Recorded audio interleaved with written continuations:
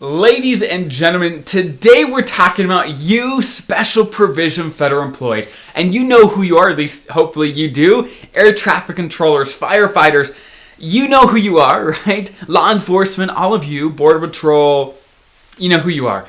You have special retirement benefits. You can retire earlier, your pensions are bigger, there's tons of benefits. We're going to dive into exactly what those are today. But just know, your jobs, of course, as you know, are stressful, okay? They are demanding, normally very physically demanding, but there are a number of perks that come with that, which sets you apart significantly from the average federal employee when it comes to just sheer benefits, okay? So we're going to dive into that today. Now, if you're new here, my name is Dallin Hoswell, financial planner who serves federal employees, and I absolutely love it. So let's first dive in.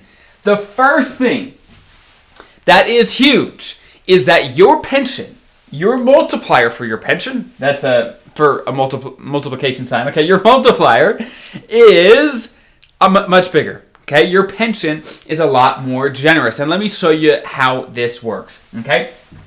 So let's say your high three is $100,000, okay? Basically, you were paid about $100,000 the last 3 years of your career. That's basically what it means. Let's say you have 20 years of service, okay? 20.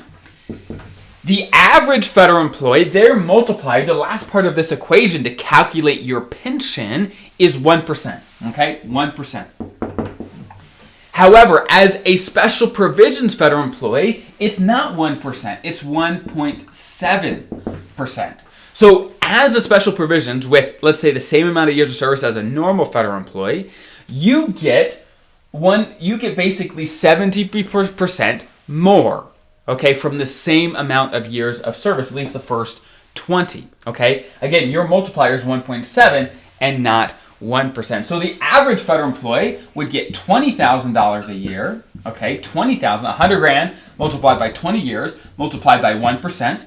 As a special provisions, you would get, of course, $34,000, $100,000 multiplied by 20 years, multiplied by the 1.7%. So your pension right off the bat is simply a lot more generous. Now, just know that your multiplier is 1.7 for the first 20 years of your career, but anything after 20, you get just the 1%, okay? So if you have more years of service than 20, you get 1% of your high three, 1% of this for every year after that. So it's the most generous for the first 20 years of your service. Okay, so that's the huge benefit right off the top, is your pension is simply a lot more generous. But this is, in my opinion, probably one of the best benefits of being a special provision federal employee, is that you can retire earlier, okay? For example, you can retire at age 50 with at least 20 years, or 25 years at any age. So I've seen tons of people retire at 45 years old because they started with the government at 20.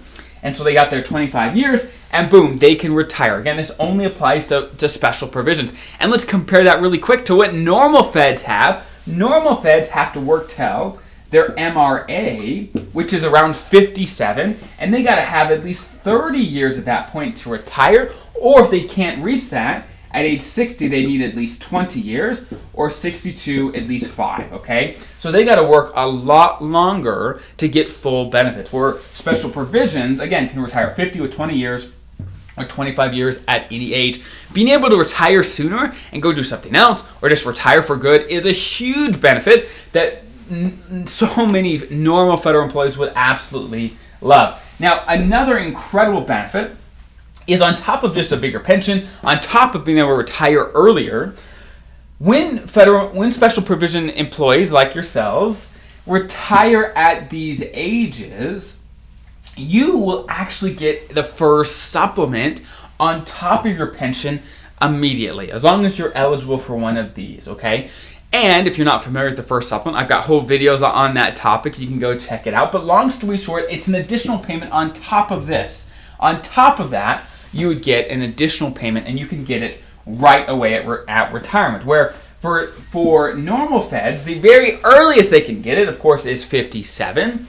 But, of course, for you special provisions, let's say you retire at 45, okay, with 25 years of service, you would get your pension for the rest of your life, and you get the FERS supplement immediately from 45, and the FERS supplement, by the way, only lasts till 62, so you'd get it for all of that time. Most feds can only get it from 57 to 62. 57, okay? So most feds can only get it for really 5 years, while special provisions can get it for a long, long time. It's basically a bonus payment, an additional payment for you to retire earlier, okay? And the reason that stops at 62 is when Social Security can start, okay? It doesn't mean you have to start Social Security at 62, but regardless, the first supplement is going to stop at 62. So again, these are the key benefits of being special provision. Is number one, your pension is more generous, your multiplier is bigger for the first 20 years, you can retire earlier, and your supplement can be paid out for much,